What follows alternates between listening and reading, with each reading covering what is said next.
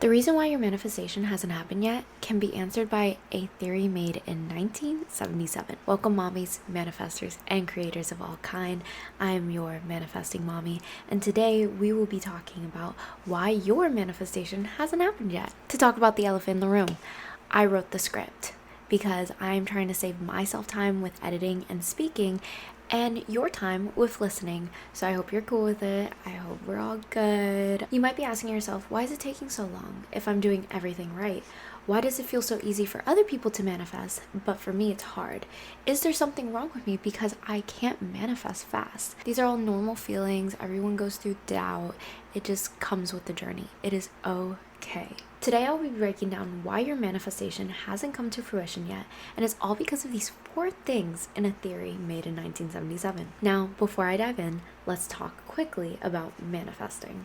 I believe there are 9 tools you can use to manifest. And because manifesting is a journey, I like to explain it as the intention is the destination you want to go to. The visualization is what it looks like there. And then alignment, affirmations, journaling, gratitude, detachment, inspired action, and meditation are all things you use in your destination to get to your visualization. Now, like I always say, you don't need to use each tool at the same time.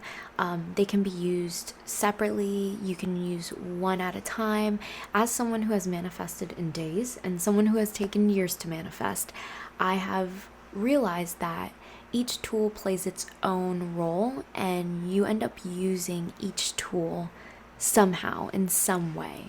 Now that we got this out of the way, let's talk about the social learning theory that was made in 1977. One of the most influential learning theories in psychology was Albert Bandura's social learning theory of 1977, which states that instead of acquired behavior being strictly a matter of rewards or reinforcements, it can be brought about through observational learning. He states that people grasp how to behave based on the behavior of the people around them. The 3 main concepts to the learning theory broken down are: 1.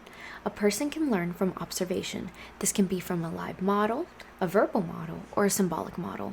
Examples for these are if you watch someone manifest, that is your live model. If someone's helping you manifest, explaining to you, hey, this is how this works, that is the verbal model. And watching media talk about manifesting, me, that is your symbolic model. The mental state is an important aspect to learning. Feelings of accomplishment is an example of intrinsic or internal reinforcements, which is stating that internal thoughts can play an important role in learning a behavior. This is why I honestly believe when you visualize, you should truly feel what feeling are you searching for. You know, a lot of people put the material to it, and that's not exactly what they want. They want to feel happy. They want to feel safe. They want to feel stable. They want to feel peace. What is that feeling that you want? What is that feeling you are working so hard for? What is that feeling you didn't feel growing up that you want to feel now? Number 3. I don't know if I said that one was number 2, but this one's number 3. Learning does not mean that a behavior will necessarily change. A person can learn the new information without having to demonstrate this behavior. Just because a behavior is observed does not mean it will be learned. You can watch and follow manifesting creators, a bunch of creators, and still not know how to manifest. So the question is, how do we make your manifestation happen right now? Please remember, even though these 4 requirements are to make social learning a success, I have personally connected it to manifesting. Number 1, attention. To learn, one must pay attention. Anything that diminishes attention will negatively affect observational learning. You may be thinking, but I have a kid. I get it, don't worry. I'm making these for you. Here are a few things I personally do that you can do to give your manifestation and yourself the attention you deserve while still having a kid. Waking up early, even an hour early, can make the difference.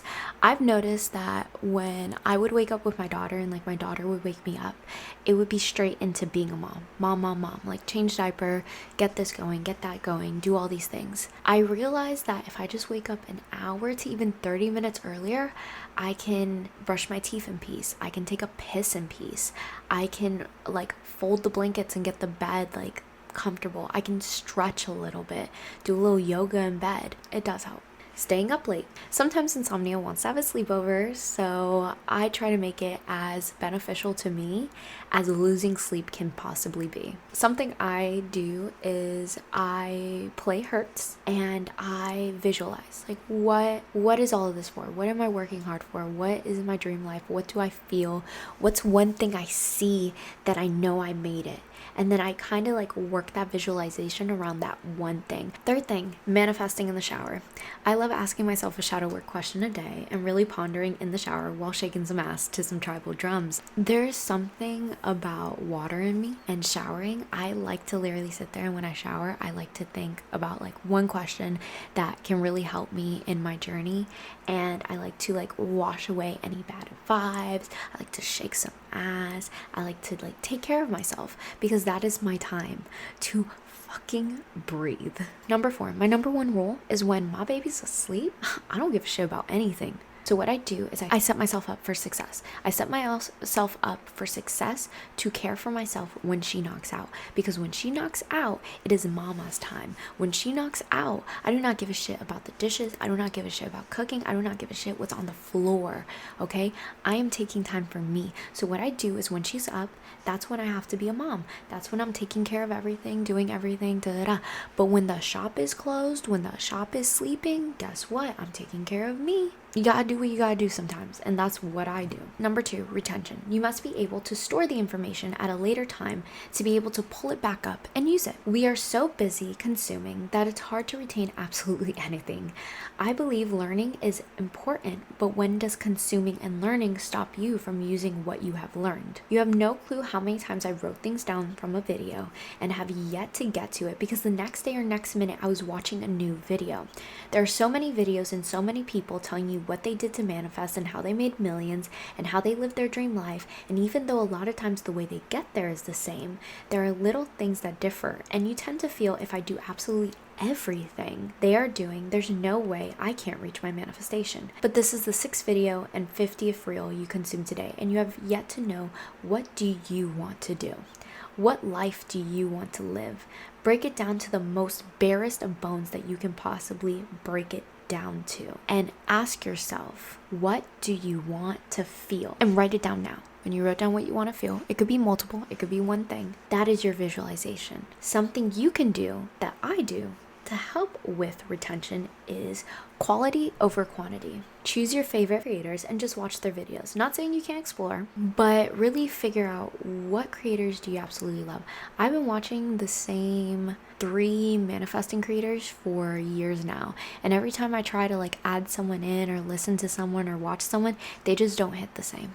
They really don't. 2, I use YouTube for my creators. I don't care to really use TikTok or Instagram when it comes to watching manifesting or listening to manifesting, because as much as you think like, oh, they're telling me something so important in this bite-sized video, you're just telling yourself that to consume more. I rather a longer video that gives me everything I need and it's right there than a small form video that I'm going to watch for 30 seconds and then scroll to the next thing and scroll to the next thing and scroll to the next thing, and nothing has retained in my mind.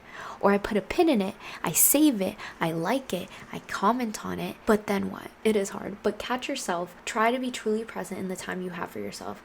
I get it, you want to relax and turn off, but trust me, consuming 50 plus videos is not turning off or relaxing at all.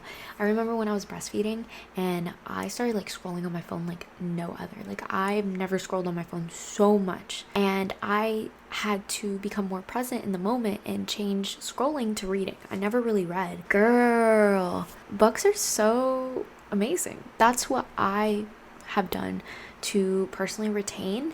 I've also asked myself, what is one thing I can do to reach my visualization? So ask yourself, what is one thing you can do to reach your visualization? These are ways you can show that you have retained information, or by doing the information. If you watch a video that says journaling prompt and they give you a journaling prompt, don't save it and keep it going unless you're planning on writing it when it's your time alone. But don't start consuming other videos. Take it as, okay, that's my journaling prompt for today. Ja, no more, and get it done. To retain the information you really need to, cut on consuming and use what you have and use it strategically.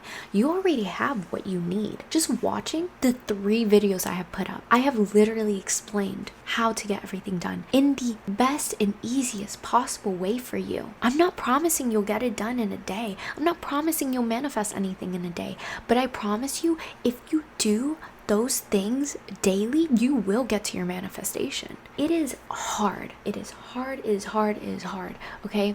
You have to be intentional with what you do, especially when you don't have that much time for yourself. And if you are working at least once a day on your manifestation and getting there and working on you, you will get there. You will. You don't need to start adding more information and more of this and more of that. You don't know if something works because you haven't even taken 30 days to do it. 3. Reproduction. After paying attention and retaining information, the observed behavior has to be performed. Practice can lead to improvement of the behavior. Practice makes perfect. Keep doing one of the tools I told you about so you're always aligning to your visualization.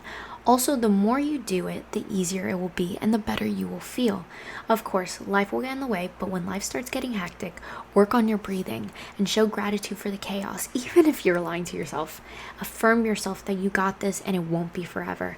Some tools are great pick-me-ups when the times get tough, and making those intentional choices to do these things not only keep you on track to your visualization, but they make you feel really good. Motivation. A person must be motivated to imitate the behavior. It is here where reinforcement and punishment come into play. If an observed behavior is reinforced, one might wish to duplicate that response, while if an observed behavior is punished, one might be motivated to not do such an action.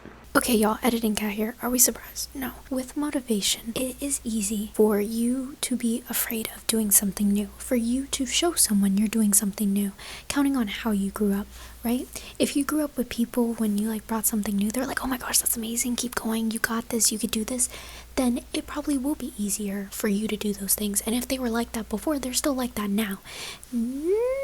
But if you kind of grew up with the people being like, oh, what are you doing? Why are you doing that? No, you shouldn't do that. It's hard to bring up new things and to feel comfortable bringing up new things and feel like they'll support you because you assume that maybe everyone feels this way. It was easy for me to assume that my man, even though he's my man, even though he supported me in many ways, sometimes I felt like, oh, he's going to be like, oh, why are you doing that? Oh, you shouldn't do that. Oh, you should this. Oh, you should that. He never did. And when he did say I should do things, it was I should do things for me. I should do things to support me.